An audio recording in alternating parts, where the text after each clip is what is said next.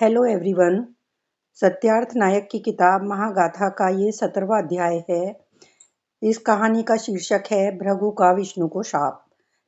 16 कहानियां आप सुन चुके हैं। इस अध्याय में दैत्य और असुरों के बीच लंबे समय तक युद्ध चला। ये युद्ध इतना लंबा और बार बार होने लगा कि ब्रह्मांड में अस्थिरता और अराजकता फैलने लगी। पृथ्वी पर धर्म कर्म में बाधा आने लगी। जीव जंतु और मनुष्य भी प्रभावित होने लगे। ऋषि भृगु, जो महान तपस्वी और न्याय प्रिय माने जाते थे, इस निरंतर रक्तपात से दुखी हो गए।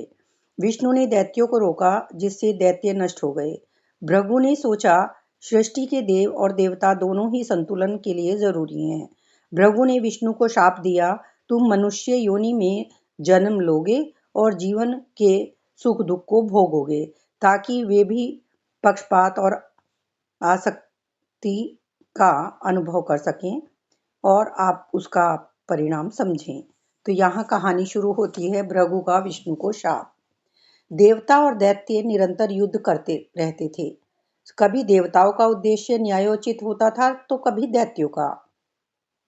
कभी देवताओं का पलड़ा भारी होता तो कभी असुर बाजी मार लेते थे।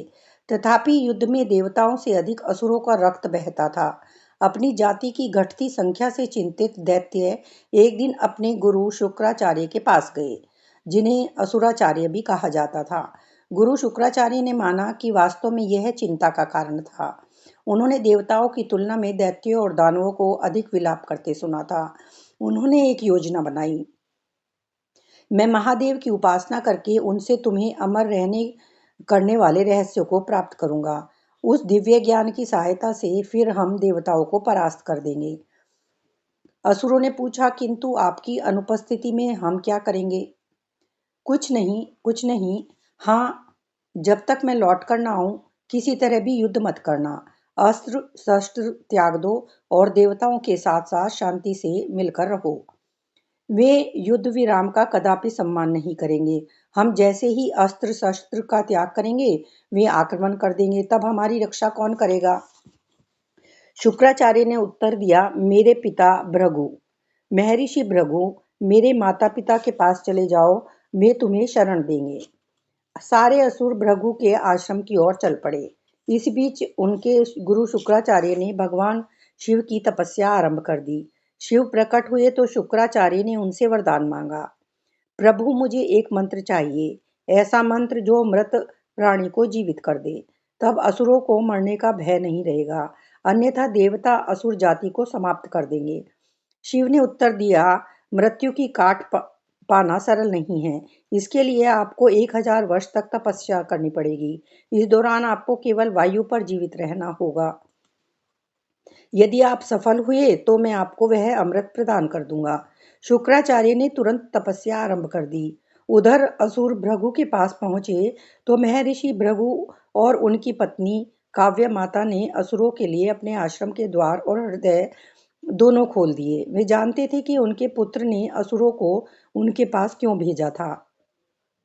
भृगु और उनकी पत्नी ने असुरों को पूर्ण सुरक्षा का आश्वासन दिया।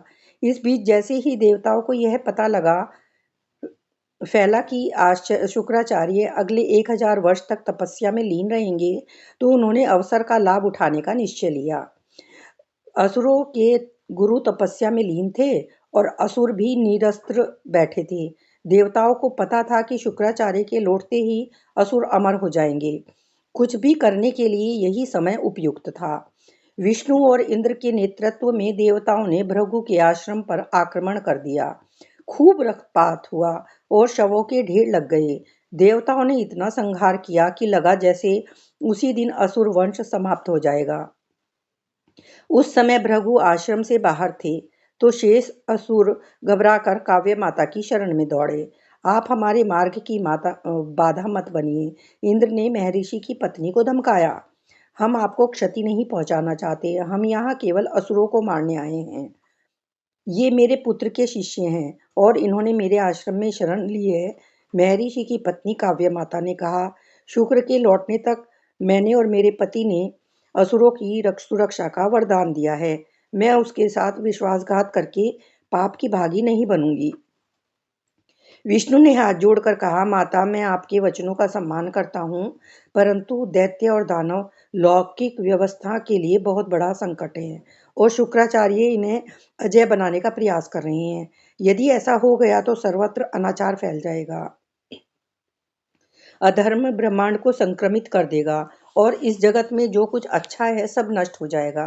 जिस तरह गुरु शुक्राचार्य का असुरों के प्रति कुछ दायित्व है, उसी तरह नारायण के रूप में मेरा भी कुछ कर्तव्य है। शुक्राचार्य का धर्म केवल असुरों के प्रति है, परंतु मेरा धर्म ब्रह्मांड के प्रति, बृहत उद्देश्य के प्रति है और उसका कुछ मूल्य तो चुकाना पड़ता है। जब कैसा मूल्य? जब महादेव स्वयं शुक्र के अनुरोध को पूरा करने के लिए तैयार हैं, तो आप उनका विरोध क्यों कर रहे हैं? काव्य माता ने कहा, महादेव योगी हैं, वे तटस्थ हैं और ब्रह्मांड से विरक्त रहते हैं। उनके लिए देवता और असुर समान हैं, किंतु मैं उनकी तरह अनासक्त नहीं रह सकता। मुझे अपना कार्य करना पड़ता है और आपको भी वही करना चाहिए। परंतु काव्य माता टस से मस न हुई। देवता आगे बढ़े तो उन्हें क्रोध आ गया। उन्होंने दिव्य शक्ति से इंद्र के अंगों को स्तंभित कर दिया। देवराज को स्तंभित देख देखकर देवता भयभीत हो गए। उनमें से बहुत से वहां से भागने लगे।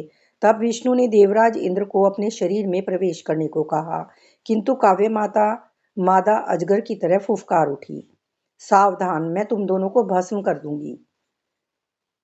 इन्हें मार डालो, इंद्र ने चिल्लाकर कहा। ये ब्रह्मांड के शुद्धिकरण में बाधा बन रही हैं। इनके रहते हम अपना लक्ष्य कभी पूरा नहीं कर सकते। विष्णु ने आंखें बंद की और अपना हाथ उठाया।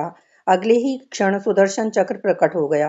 वह चक्र जो विष्णु के लिए पंख के समान हल्का हुआ करता था, उस दिन उनके लिए भी भारी हो गया। विष्णु ने सोचा था कि चक्र को देखकर भृगु की पत्नी डर जाएंगी, किंतु काव्य माता अपनी जगह से नहीं हिली। उनकी गर्दन सीधी और दृष्टि अपलक रही। वे वीर गति प्राप्त करने को तैयार थी। विष्णु का चक्र चला और भगवान विष्णु ने असुरों के सामने एक स्त्री का सिर काट डाला। उनके हाथ काव्य माता के रक्त से लाल हो चुके थे। काव्य माता का धड़ कुछ देर खड़ा रहा, मानो वे अब भी विष्णु को चुनौती दे रही थी, और फिर वह नीचे गिर गया। आश्रम में भयानक सन्नाटा पसर गया। सहसा भृगु की चीख सुनाई पड़ी, काव्य! मृत शरीर की ओर लड़खड़ाते हुए ऋषि को समझ में आ गया कि वहां क्या हुआ था। असुरों के शव चारों ओर बिखरे पड़े थे। सुदर्शन चक्र से भृगु की पत्नी के रक्त की गंध आ रही थी। भृगु विष्णु की ओर मुड़े। आपने यह क्या कर डाला? वही जो धर्म की रक्षा के लिए आवश्यक था। जिस तरह महादेव को ब्रह्मदेव का सिर काटना पड़ा, उसी तरह मैंने भी इनका सिर काट दिया। देवताओं को भी कई बार हत्या करनी पड़ती है ताकि ब्रह्मांड सुरक्षित रह सके, परंतु जो हत्या करते हैं उन्हें प्रायश्चित भी करना पड़ता है। नारायण! महादेव को कपाल हाथ में लेकर भटकना पड़ा और अब आपको भी अपने किए का दंड भुगतना पड़ेगा। आपके कारण मुझे पीड़ा हुई है, इसलिए मैं आपको शाप देता हूँ कि आपको भी मेरी तरह पीड़ा भोगनी पड़ेगी। आप भूलोक पर मनुष्य के रूप में अवतार लेकर जीवन मृत्यु के चक्र से गुजरेंगे और आपको भी वही पीड़ा भोगनी पड़ेगी जो आप अन्य नश्वर जीवों को देते हैं। विष्णु ने हाथ जोड़कर कहा, मुझे स्वीकार है। उधर आश्रम से दूर शुक्राचार्य ध्यान में लीन बैठे थे, सब बातों से अनजान, वर्षों की गिनती करते, 1000 वर्ष की अवधि की प्रतीक्षा में, उस विद्या की प्रतीक्षा में जिसे प्रदान करने का वचन शिव ने दिया था। उस विद्या का नाम कितना काव्यात्मक था, मृत संजीवनी। कहानी समाप्त होती है। इस कहानी में भृगु के श्राप के परिणाम स्वरूप विष्णु को अवतार लेकर पृथ्वी पर आना पड़ा। राम के रूप में, कृष्ण के रूप में, हर अवतार में संघर्ष और पीड़ा और मोह का अनुभव करना पड़ा। इससे ब्रह्मांड में संतुलन करने की प्रक्रिया बदल गई। अब युद्ध सिर्फ बल से नहीं बल्कि नीति, प्रेम और धर्म से भी हल होने लगे। इस कहानी से यही शिक्षा मिलती है कि संतुलन का महत्व है। सृष्टि में विरोधी शक्तियां भी जरूरी हैं। एक का पूर्ण विनाश असंतुलन लाता है। दूसरी शिक्षा ये मिलती है कि पक्षपात से हमें बचना चाहिए। धर्म पालन में निष्पक्षता जरूरी है, वरना अन्याय हो सकता है। तीसरी शिक्षा ये मिलती है कि मानव अनुभव की गहराई यानी शक्ति के साथ संवेदनशीलता और करुणा का भी होना बहुत ज़रूरी होता है। चौथी शिक्षा हमें ये मिलती है कि विनाश से अधिक समाधान की राह होनी चाहिए। युद्ध के बजाय संवाद, नीति और धर्म से समाधान ढूंढना स्थायी शांति देता है। Thank you so much for listening. अगली कहानी होगी शिव द्वारा यम का संहार।